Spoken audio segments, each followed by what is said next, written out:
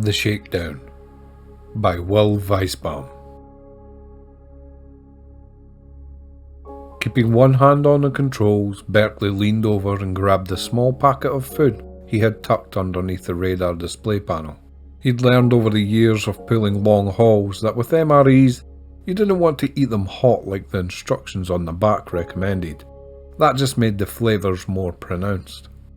The only thing worse than crap was steaming crap. Eating them room temperature wasn't good either. Sure, the flavour was dulled, but the texture wound up somewhere around chewing a damp sock. Nope, the best option was to gently warm them to around 62 degrees Celsius, i.e. the exact same temperature that his outdated and prone to overheating radar display generally operated at. Unwrapping the ready meal packet, the concentrated aroma of, well, he didn't know any better way to describe it other than intensely brown, hit him directly in the face. Why did it have to be a beef chunk day? He always told himself that he should stop buying the bargain variety pack. It was a lot cheaper, but it invariably ended with him having to force down 3 packs of the beef chunk flavour at the end of the month. All that scraping and saving was going to finally pay off though. Berkeley thought about just ignoring his gnawing hunger, but with a deal this big, he couldn't risk being distracted and irritable. His original plan had been to treat himself to a nice meal and celebration after his payday came through, but sitting in one of ArtCore's notorious traffic jams with no sign of budging made the beef chunks the only option. The local spectrum had been quiet so far on the cause of the backup, but he wasn't too surprised when the alert had first sounded. ArtCore always seemed to have twice as many landing accidents as any other port of call he visited. A big part of that was due to the sheer number of ships that made their way to the planet every day. More ships, more accidents. Though Berkeley thought that the flight path changing almost every time he visited, thanks to a couple more new skyscrapers being erected, was probably equally to blame. He quickly shoved a large bite into his mouth and distracted himself from the taste by glancing towards the horizon, where the skyline of Area 17 beckoned. He was tempted to try his luck landing there instead, but he resisted. Heading there now would mean being placed all the way at the back of the landing queue, and he'd burned enough time already. Plus, his fuel supply was down to almost vapours, another thing he intended to correct once he got paid. No, better to stay the course and stick it out at Area 18. Now that the acrid black smoke billowing up from the wreck site had begun to clear, Berkeley hoped that the air traffic control would start allowing more ships through soon. Just then, 2 ships rocketed past his holding position towards the wreck, their reg tags alerting everyone in the vicinity that they were Blackjack security. He involuntarily tensed at the sight of their flashing lights. That explained what was taking so long. If Blackjack was involved, this wasn't just some hull bender. The company provided most of the security on ArtCore, so it was safe to say that whatever had gone down was likely of a more sinister nature. Maybe a theft gone wrong, or a particularly bold smuggler. Whatever it was, he didn't like being around this kind of scene. Another Blackjack ship flew past. He might be stuck here even longer than he had originally thought. Reaching over, he reconnected to the local network and refreshed the TDD alert again. His heart sank, right along with the trend line on his screen. Just in the time spent sitting here, the dozens of cargo crates stored on his hold had decreased in value. Though Berkeley had accurately predicted that the price of Agricium would skyrocket on ArtCore after a component manufacturer announced they were increasing production, it seemed the market's peak had already come and gone.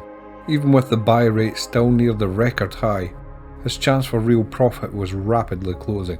Not that his margins were that big to begin with. He didn't have time to shop around if he wanted to take advantage of the situation, so he had paid way too much for the Agricium in the name of expedited acquisition.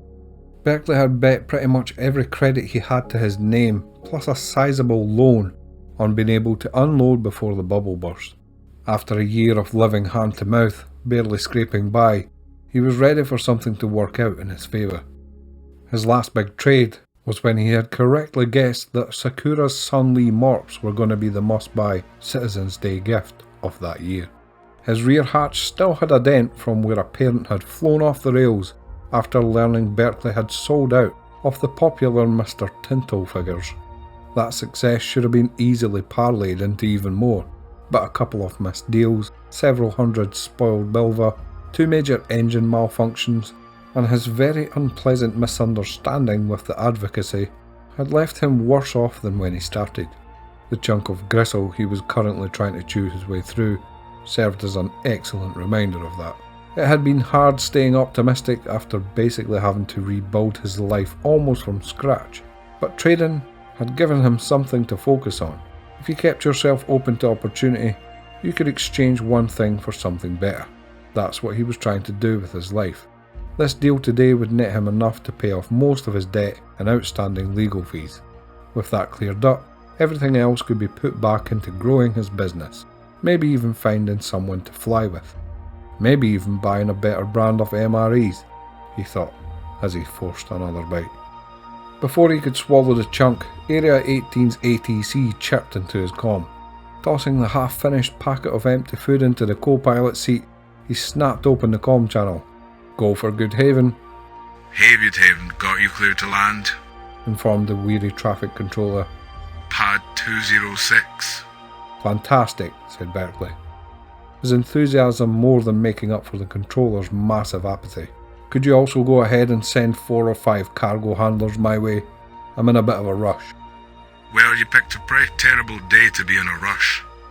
Won't be able to spare anyone for at least an hour." Berkeley did some quick calculations in his head. How many credits to spare some people sooner? "It's out of my hands. We got a whole hull ER modding, and Blackjack commandeered most of our handlers to deal with their mess. So it's gotta take more than credits to make a lick of difference. Best I can do right now is send a bot to your pad. Anything more than that, and you'll just have to wait." The cargo transfer drones were normally fine, but thanks to stringent safety protocols they weren't the best option when you were hoping to empty a whole PDQ. For that, you needed good old-fashioned human disregard for safety. Yeah, the bot will have to do. "Proceed with caution and enjoy your stay on Arco," the traffic controller intoned before killing the channel. Berkeley tapped his nav and brought landing pad 206 up on his screen. Tilting the stick forward, he felt the thrusters grab hold as he carefully merged into the stream of ships, heading down to the surface. The controls were sluggish from the weight of a full hold, a reminder to be extra careful. Before him, the messy urban patchwork below slowly resolved into a complicated grid of factories and warehouses as he approached. Sometimes you hear humanity compared to a virus. Seeing the overwhelming sprawl of ArcCorp made Berkeley think that comparison wasn't too far off. He adjusted his course and headed into the heart of Area 18, a dense forest of towering skyscrapers. His focus fought against the assault of flashing lights and billboards that lined the buildings. Steering around a tower, a 50-story tall hologram of a woman waited on the other side.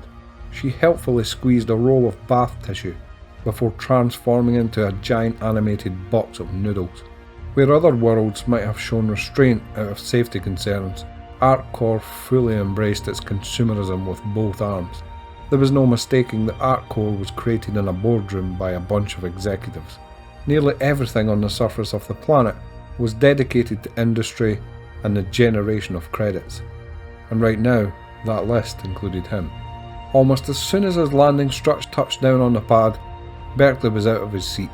With the buildings blocking so much of the light, the city itself usually stayed pretty chilly, unless the sun was directly overhead, so he made sure to grab his warmer jacket off the floor. Lowering the cargo hatch, he was pleased to find a drone waiting there. He was not pleased that it was an outdated model, probably older than he was. Unloading his ship was going to take even longer than he had estimated. Reflexively, he checked the TDD status again. The downward trend was picking up pace. How many other traders were here unloading Agricium right now? At this rate, by the time the cargo was off the ship and into bonded storage, he was pretty much guaranteed to lose money. "Hey, you looking for some help?" Berkeley turned to see a woman approaching him. She looked like she had seen better days, but he imagined she was probably thinking the same thing, with how worn and stained his jacket was. "You with landing services?" Berkeley asked. More or less. The response triggered Berkeley's suspicious side. How much less? Listen, Stack and I are just trying to make a few honest credits. You don't want the help, that's fine, we can go. Berkeley was about to ask who Stack was when he spotted the other woman approaching the pad in a full loader suit. From her controlled gait, he could tell that she knew what she was doing. He did some quick estimates. With the drone going full speed and these two coordinating, he bet he could get the whole ship unloaded and bonded by the time he got to the TDD. He knew that he should be wary of strangers, but on the other hand, maybe it was time that he finally caught a break today. Besides, he could appreciate people hustling to make an honest living for themselves. They made formal introductions all round, and after a brief haggling session, he transferred Coramor and Stack half the agreed upon price, the rest to be sent when they finished. It pained him to have so very few funds left in his bank account, but as soon as Berkeley saw how quickly they finished clearing the first pallet, he knew the credits had been well spent. This might just work out. Even the bot wasn't as slow as he'd feared. With his precious cargo in good hands, he left them to it and headed towards customs.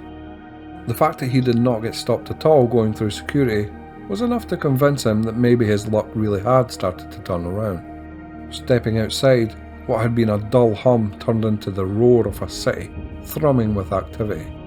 People flowed around him in a seemingly endless stream of humanity. Salesmen and executives in crisp clothing mingled with haulers and factory workers in greasy jumpsuits. Several Banu worked their way through the crowd selling hot tea from dispensers mounted on their backs, while at the fringes, scrappers collected the population's jetsam for resale. Overhead, bright neon ads blared slogans and jingles over the din of the crowd, who in turn shouted even louder to be heard over the noise. Mix in the sound of constant ship traffic, and it was overwhelming to the point where, a few seconds in, and you felt the sound pulsing through your body, more than you were able to actually hear it anymore. Ahead, Berkeley saw the large spinning gear sculpture that marked the centre of the city, and realised he had allowed the crowd to push him past his turn. Going across a stream of pedestrians, he jostled his way back towards the Trade and Development Centre. Catching his breath for a moment underneath the sculpture, he wondered if it was supposed to represent the harmony of the city, all working together, or if it was implying that they were all just cogs in some grand machine. Who knows? Maybe Arcor simply needed something to do with a bunch of extra gears. Long lines stretched outside the TDD. For a moment he feared that people were waiting to access the commodity trading facilities, but with relief realised most were there for the job well. Even with as many opportunities as Area 18 had on offer, it seemed that there were never enough to go around. So many people came to Arcor looking for work that employers could afford to be highly selective. Any opening could have dozens of people competing for the same slot, and even then they were usually short-term, low-paying gigs.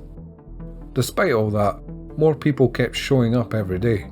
Berkeley was thankful that he had been able to find a path for himself that had so far kept him well away from the struggles of trying to survive as a day worker. With a friendly nod to those waiting, he quickly moved past the lines into the TDD itself. It was a surprisingly grand room to hold so many people arguing.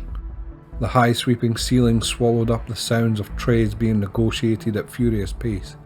His eyes found the Grecium on the large ticker board and happily noted that the price had actually levelled off. It wasn't going to be as big of a score as he had originally hoped, but all said and done, he was going to come away with a nice tidy profit. Maybe the first thing he'd do after the trade went through would be to get a drink. Or maybe a shower. Hard to say which one he needed more. He logged in at the kiosk and brought up his account, and felt his stomach do a flip. The inventory list was completely empty. Maybe they just hadn't finished unloading. He waited a minute, staring up at the ticker. The price had begun to fall again. He tapped refresh on the screen. Nothing. Then a little voice in the back of Berkeley's head broke through the growing panic he was feeling and pointed out that not even the first pallet that he had watched being unloaded was listed. Berkeley was already heading to the exit. Sure enough, upon returning to pad 206, he found Coramor and Stack were gone, and that his ship had been emptied. The blackjack security officer who showed up a few hours later to take his report verified as much. Yeah, looks like they took all of it. said Officer Frobisher, shining a flashlight unnecessarily around the hold. "A little free advice for you. Next time, stick to hiring verified workers." "I'll try to remember that," said Berkeley. "What do you think the odds are at recovering my property?" "Well, that's up to you now, isn't it?" "How do you figure?" "Finding lost property isn't easy. We're looking at a lot of hours investigating, talking to suspects, hunting down clues and whatnot. That all costs credits," explained Frobisher. "Are you seriously trying to shake me down?" "Not sure what you're implying, sir. I'm just trying to see that justice is served to the best of my abilities." "Would be a shame if I got distracted," said Frobisher, walking down the ship's ramp towards Berkeley. "For example, says here that you were arrested for smuggling a year back.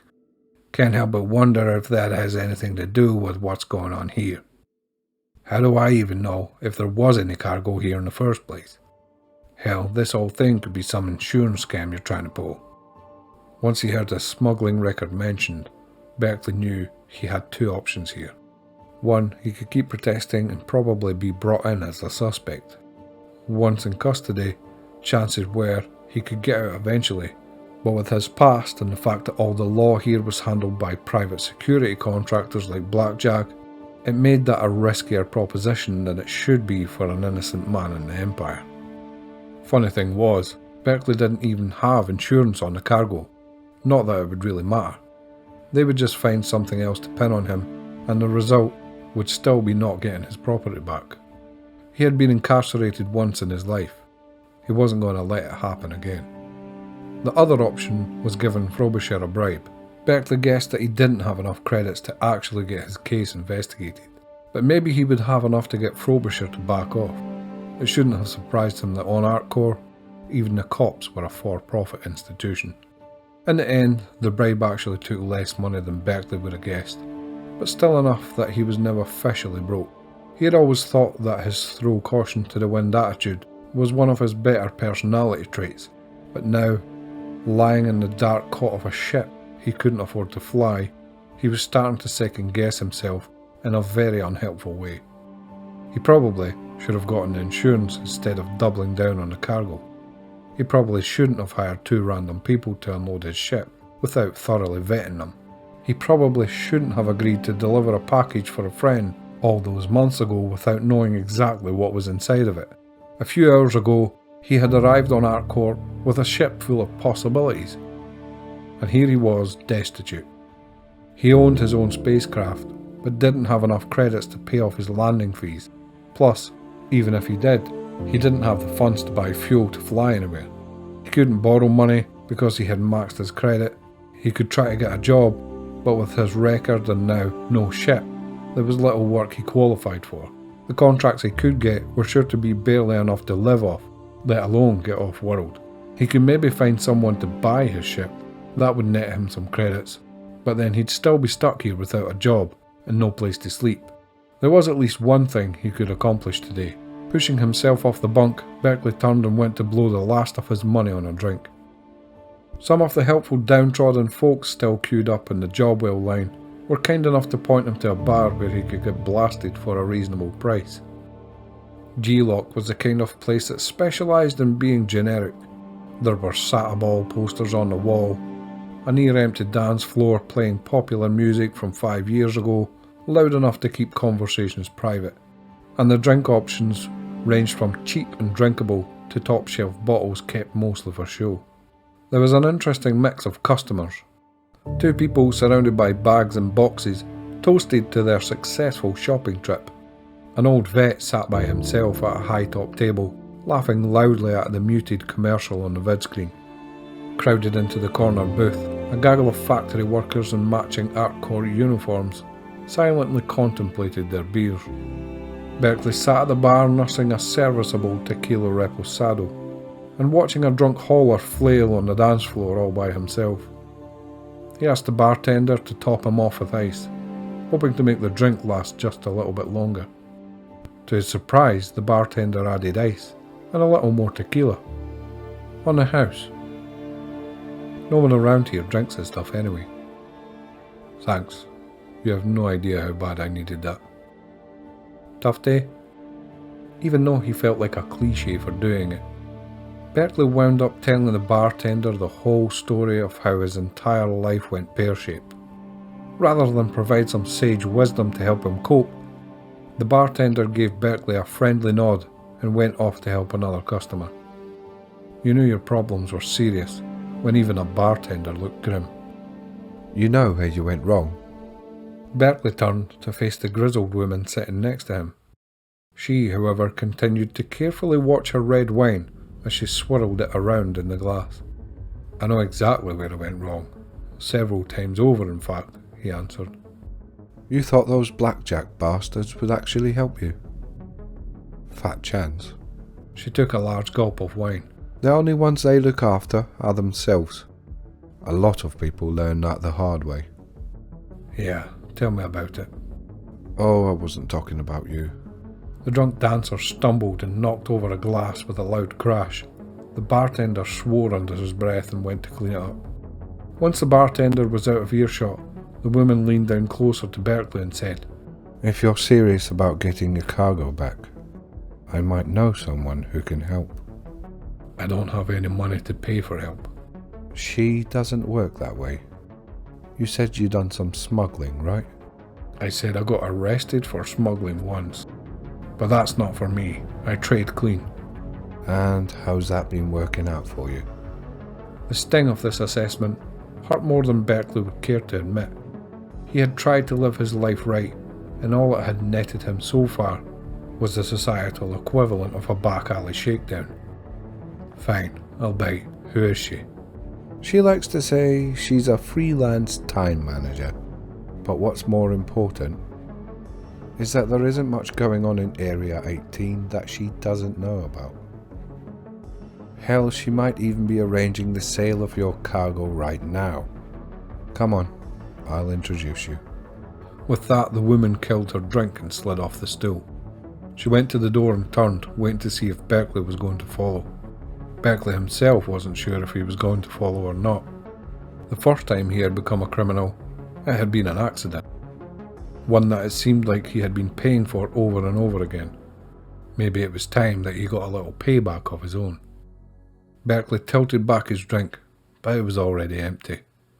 He put the glass down, tipped the bartender with his last credit, and throwing caution to the wind, stood up to follow.